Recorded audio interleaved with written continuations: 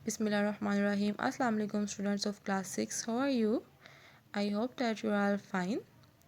So today we will continue our workbook of the unit number 2 of class 6.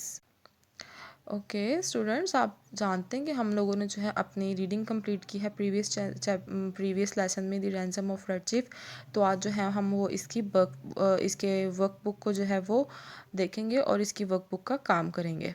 तो सबसे पहले जो है वो आप आज की डेट मेंशन कर दें और आज का डे मेंशन कर दें। आज डेट है 18 मार्च और आज डे है थर्सडे।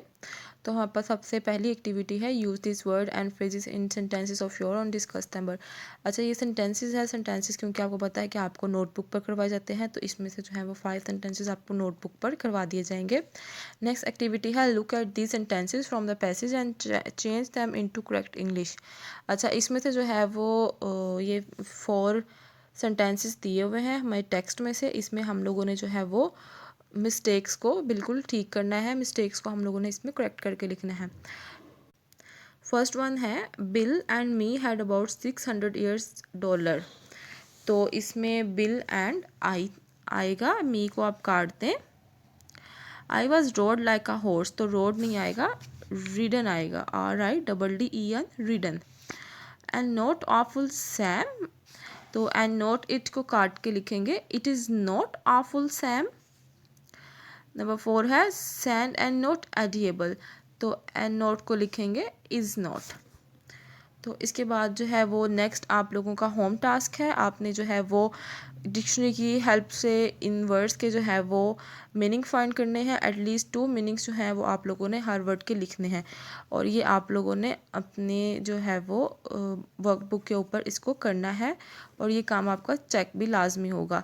तो ये आपकी होम एक्टिविटी है कि आपने इसको डिक्शनरी में से जो है वो वर्ड्स के मीनिंग फाइंड करके लिखने हैं। वो मीनिंग्स आपने इंग्लिश में भी लिखने हैं और उर्दू में भी लिखने हैं। नेक्स्ट है हमारे पास activity C learning about the language. तो आज का हमारा टॉपिक है इसमें subject and predicate. As well as you know कि किसी भी सेंटेंस के 2 पार्ट होते हैं, एक सब्जेक्ट और एक predicate.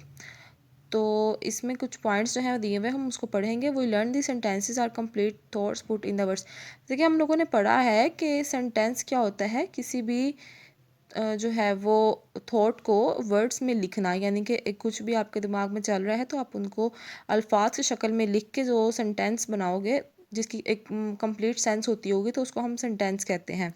For example he threw a piece of brick at Bill's head. He threw a piece of brick at Bill's head. उसने बिल के सर पर एक पत्थर का टुकड़ा एक ईंट का टुकड़ा दे मारा। तो ये एक जो है कंप्लीट सेंटेंस है, इसमें सब्जेक्ट भी है, प्रेडिकेट भी है। तो इससे जो है वो कंप्लीट सेंस जो है वो पता चल रही है। तो नेक्स्ट हम देखते हैं this is a complete thought and therefore it is a sentence.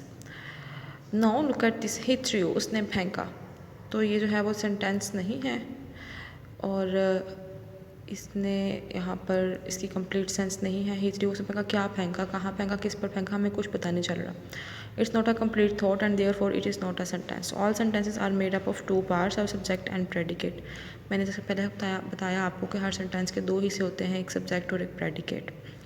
The part of a sentence that contains our thing or person we are talking about is called subject. What is said about the subject is called the predicate. वो चीज़ यहाँ person जिसके बारे में बात हो रही होती है वो हमारा सब्जेक्ट होता है और सब्जेक्ट के बारे में क्या बात हो रही है वो हमें प्रेडिकेट से पता चलता है।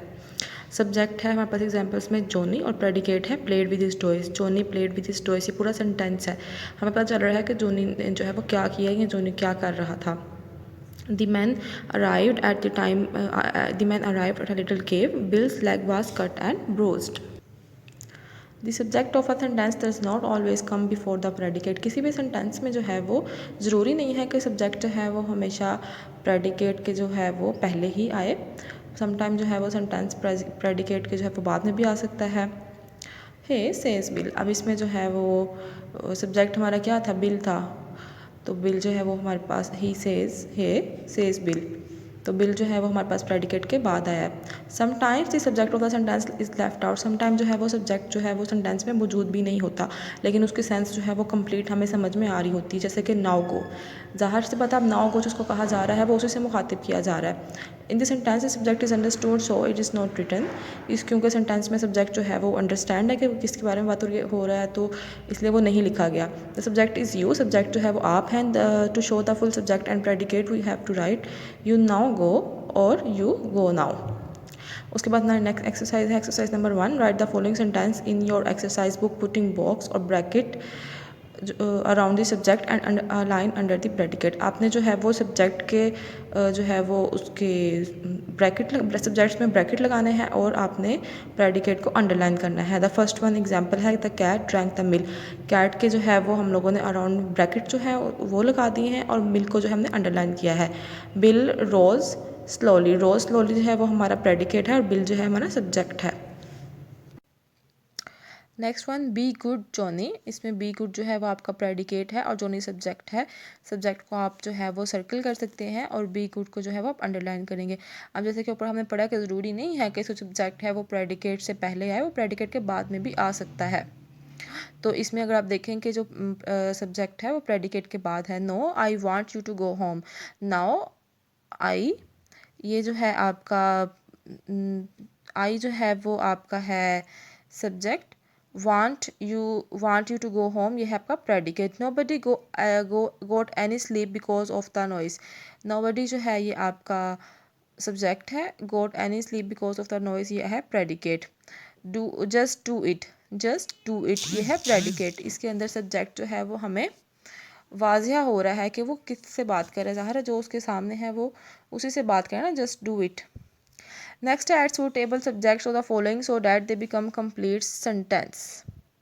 हमने इसमें सूटेबल सब्जेक्ट्स लगाने हैं। Dash amble down the road, the man amble down the road. At the end of the day dash stretches out in his chair, आइजा, यहाँ पे आप किसी का भी नेम मेंशन कर सकते हैं। In the large mention lies dash the rich man, when they arrive dash look astonished, यहाँ पे आएगा she. The dash chase the cats, the dog dash clean up the mess, the servant। तो इसके साथ जो है वो हमारा बुक वर्क कंप्लीट होता है। सो स्टूडेंट्स आपने जो है वो इसको अपनी बुक्स पर एज इट इज़ कॉपी करना है और इसको याद करना है और आपने जो है अपने काम को रेगुलर करना है। और मेरे चैनल को लाजमी लाइक करें, सब्सक्राइब करें, अपने फेलोज़ के साथ शेयर करें ताकि जिनको लेक्चर्स नहीं मिल सके उनको लेक्चर मिल जाएं। और अगर आपको किसी किस्म का भी कोई मसला है, कोई क्वेश्चन आप लोगों ने पूछना है तो आप कमेंट सेक्शन में पूछ सकते हैं, मैं आपको ज़रूर उसका रिप्लाई करूँगी। तो अपना बहुत सारा ख्याल रखिएगा, दुआ में ज़रूर याद रखिएगा। स्टे होम, स्टे सेफ, अल्लाह हाफिज़।